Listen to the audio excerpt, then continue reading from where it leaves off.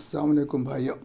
اللہ تعالیٰ نے قرآن مجید میں فرمایا کہ جو زلیخا کے شوہر تھے وہ فرعون کے دربار میں ایک بڑے عہدے پہ تھے، تو جب انہوں نے حضرت یوسف علیہ السلام کو اپنی طرف مائل کرنے کی کوشش کی تو اس وقت ان کے شوہر نے ان کو کہا تھا کہ انا کے مکر عظیم، کہ تمہارے جو مکر ہوتے ہیں اور تو بڑے عظیم ہوتے ہیں، زبردست ہوتے ہیں، کہ تم بڑے سے بڑے مرد کو گھما کے رکھ دیتی ہو۔ تو اس سے پتہ چلتا ہے کہ اللہ تعالیٰ نے ان کے لفظوں کو بہت پسند کیا اور جو عورت کی جو فطرت ہوتی ہے اس کو بتایا ہے۔ لیکن حدیث میں آتا ہے کہ عورت جو ہے وہ ناقص العقل ہوتی ہے، یعنی اس میں عقل کم ہوتی ہے۔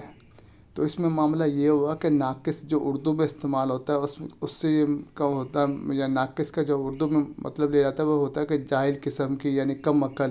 حالانکہ عربی میں ناقص کا مطلب معنی یہ نہیں ہے، ناقص کا مطلب ہے تخفیف کر دی گئی، کمی کی گئی ہے اس کے کچھ معاملات میں، جیسے کہ وہ جب حالت حیض اور حالت نفاس میں ہوتی ہے تو اس کے لیے اللہ تعالیٰ نے خاص طور پہ تخفیف کی ہے کہ وہ نماز نہیں پڑھے گی اور نہ اس کو قضا کرے گی۔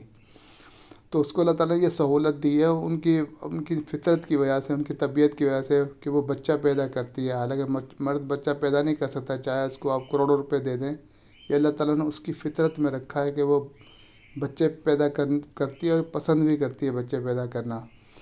تو اس لیے ہمیں چاہیے کہ جو اللہ کے نبی صلی اللہ علیہ وسلم کے دور میں عربی بولی جاتی تھی اور جو مطلب لیا جاتا اسی کو لیں، لیکن اس اردو کی وجہ سے اس الفاظ کو بڑی شدت کے ساتھ لیا جاتا ہے اور غلط معنی میں لیا جاتا ہے، اور مولویوں نے یہ الفاظ یوز کر کے بتا دیا کہ عورت میں کم عقلی ہوتی ہے۔ مولوی اور ذاکروں نے تو اپنی روٹی بندوبست کر لیا، وظیفے بھی لے لیے ماہانے، لوگوں سے کھانے بھی منگوا لیے، لیکن عام عوام کو مشکل میں ڈال دیا۔ جو بندہ جو عام مال ہوتا ہے، جو عام بندے ہوتے ہیں، وہ جو عورتوں کے ساتھ پھر اسے کہتے ہیں کہ تم کم عقل ہو، اللہ کے رسول صلی اللہ علیہ وسلم نے فرمایا، تو پھر عورتیں اس کو سبق سکھاتی ہیں اچھا خاصا۔ اس لیے میں ایک واقعہ بیان کرتا ہوں کہ ایک مرتبہ ایسا ہوا کہ ایک شخص جو تھا کسان تھا، وہ پڑھا لکھا نہیں تھا، اس نے مولوی سے سن لیا کہ عورت جو ہوتی ہے وہ ناقص العقل ہوتی ہے، اردو والی۔ تو وہ اپنی بیوی کو اکثر طعنے دیا کرتا تھا کہ تم ناقص العقل ہو، کم عقل ہو۔ تو ایک مرتبہ اس کی بیوی نے تنگ آ کے یہ فیصلہ کیا کہ اس کو مجھے سبق سکھانا چاہیے۔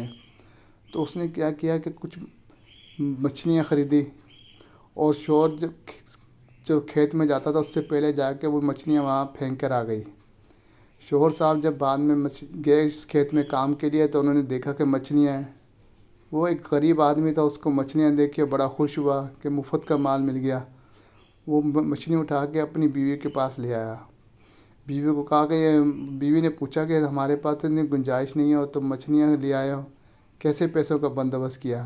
اس نے کہا کہ میرے کھیتوں میں پڑی ہوئی تھی تو میں اٹھا کے لے آیا۔ تو اس کی بیوی نے کہا کھیتوں میں زمین پہ پڑی ہوئی مچھلیاں کیسے ہوتی ہیں، وہ تو دریا میں، سمندر میں، پانی میں ہوتی ہیں۔ اس نے کہا نہیں وہ مچھلیاں وہیں پڑی ہوئی تھیں اور میں لے آیا ہوں، اب تم پکاؤ اس کو۔ بیوی نے کیا کہا، اب اس کے بھائیوں کو، چچاؤں کو، اسی کے رشتہ داروں کو بلا لیا، نہ کہ اپنے رشتہ داروں کو، اور ان کے سامنے یہ بات رکھ دی کہ اس کا دماغ چل گیا ہے اور یہ مچھلیاں کہہ رہا ہے کہ میں اپنے کھیت سے اٹھا کے لایا ہوں، حالانکہ وہاں پانی کا نام و نشان نہیں ہے، مچھلیاں تو پانی میں ہوتی ہیں۔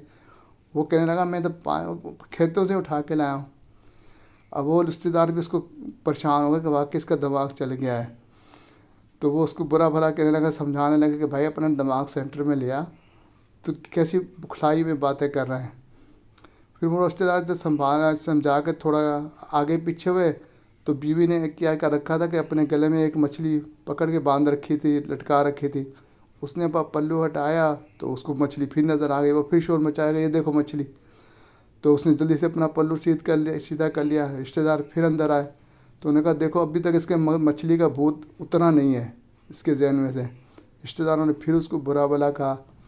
تو اس لیے عام بندے کو چاہیے کہ مولویوں کے چکروں میں نہ آئے، مولوی جو ہوتے ہیں جاہل مولویوں اور ذاکروں کے، اور وہ صحیح حدیث کا مفہوم سمجھنے کی کوشش کریں تاکہ وہ اپنے گھر کو چلا سکیں، تو اس سے بچیں اور دین کا صحیح علم حاصل کریں۔ جیسا کہ عربی میں جو ان الیہود والنصارى لا یسبغون فخالفهم، کہ یہود و نصارہ اپنی داڑھیوں کو نہیں رکھتے تو تم ان کی مخالفت کرو۔